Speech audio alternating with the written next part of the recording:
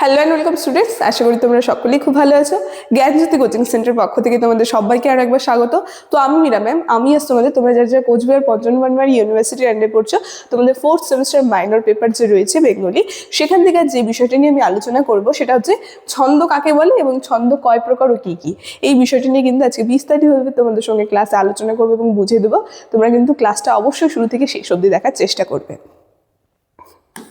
দেখো, ক্লাসটা শুরু করার পূর্বে আগে খুবই একটা গুরুত্বপূর্ণ ইনফরমেশন তোমাদের সঙ্গে আলোচনা করে দিয়ে যাই। তোমরা যারা যারা ভাবছো এই সেমিস্টারে আমাদের সঙ্গে অনলাইন ক্লাস বা নোটসের জন্য যোগাযোগ করবে, তাদেরকে বলে দিই, নিচে দেখো দুটি নাম্বার দেওয়া আছে।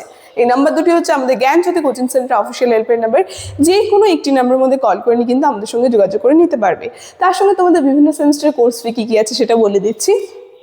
যারা মেজর কোর্সের আছে তাদের জন্য কোর্স ফি আছে 1199, আর যারা মাইনর কোর্সে রয়েছে তাদের জন্য কোর্স ফি আছে 699। আর আমাদের কোর্সে তোমরা অ্যাডমিশন নাও, যে সুবিধা তোমরা পাবে সেটা হচ্ছে এখানে তোমরা live classes, recorded classes, high কোয়ালিটির নোটস, তার সঙ্গে পাবে তোমরা 100% কনসালটেশন। সবগুলো সুবিধা কিন্তু তোমরা একসাথে পেয়ে যাচ্ছ। ঠিক আছে, এই ইনফরমেশনই দেওয়া ছিল। এখন আমি ক্লাসের আলোচনায় চলে যাচ্ছি।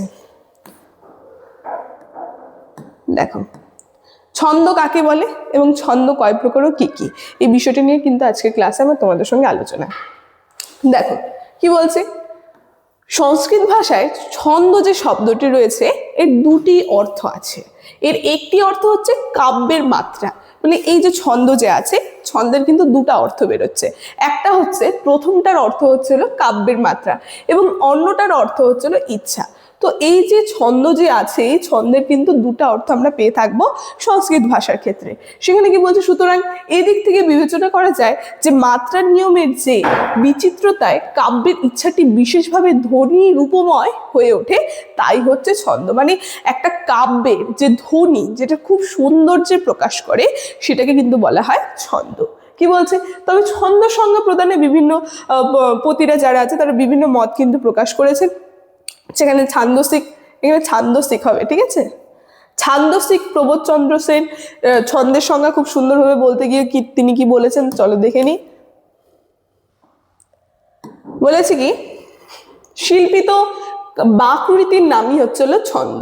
যেখানে অমূল্যধন মুখোপাধ্যায় ছন্দের সংজ্ঞা দিতে তিনি আবার বলেছেন যে যেভাবে পদ বিন্যাস করিলে বাক্যের শ্রুতি মধুর হয়, মানে যেভাবে পদটা বিন্যাস করলে বাক্যটা আমাদের কাছে শ্রুতি মধুর হয়ে ওঠে এবং মনে মনে রসের সঞ্চার হয়, সেটাকে কিন্তু বলে ছন্দ।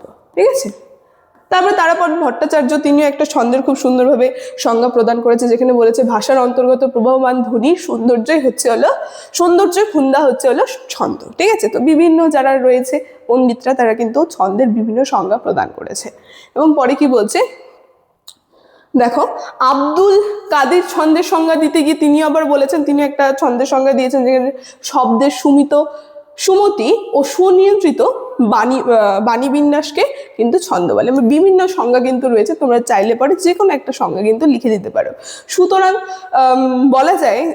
করা যায় যে সুনিয়ন্ত্রিত পদ বিন্যাস বাক্যকে সৌন্দর্য, তার সঙ্গে শ্রুতি মাধুর্য প্রদান করে, তাকে কিন্তু ছন্দ বলে। তো সবশেষে আর কি এখানে বলেছে একটা খুব সুন্দর ছন্দের সংজ্ঞা, যে আমরা যদি বলি যে সুনিয়ন্ত্রিত পদবিন্যাস বাক্যকে একটা সৌন্দর্য তৈরি করে এবং তার সঙ্গে শ্রুতি মাধুর্য কিন্তু দান করে, মানে শুনতে আমাদের কাছে কিন্তু মধুর লাগে, তখন কিন্তু সেটা চলে যায় ছন্দের সংজ্ঞার মধ্যে। ঠিক আছে, দেখো, তো বিভিন্ন ছন্দের সংজ্ঞা কিন্তু আমি বলে দিলাম। বিভিন্ন আর কি পণ্ডিতেরা তারা কিন্তু বিভিন্ন ছন্দের সংজ্ঞা প্রদান করেছেন বিভিন্নভাবে। দেখো, তো এখন ছন্দের প্রকারভেদ যে আছে সেটা নিয়ে আলোচনা করি। কি বলছে, এই ছন্দ আমরা দেখবো ছন্দকে 3 ভাগে বিভক্ত করা হয়েছে। ছন্দ হচ্ছে হলো 3 প্রকার। প্রথমত চলে যাচ্ছি স্বরবৃত্ত ছন্দ, দ্বিতীয় আছে মাত্রাবৃত্ত ছন্দ, আর তৃতীয় আছে অক্ষরবৃত্ত ছন্দ। তো এই 3 ভাগে কিন্তু ছন্দকে বিভক্ত করা হচ্ছে। ঠিক আছে, দেখো, তো এই যে ছন্দের সংজ্ঞা, তার সঙ্গে প্রকারভেদ নিয়ে কিন্তু কয় প্রকার ও কি কি, এই বিষয়টি নিয়ে কিন্তু আজকে ক্লাসে আমার আলোচনা এতটুকুনি ছিল। আলোচনাটা আমি এখানে শেষ করছি। ভিডিওটি শুরু থেকে শেষ অবধি দেখার জন্য থ্যাংক ইউ।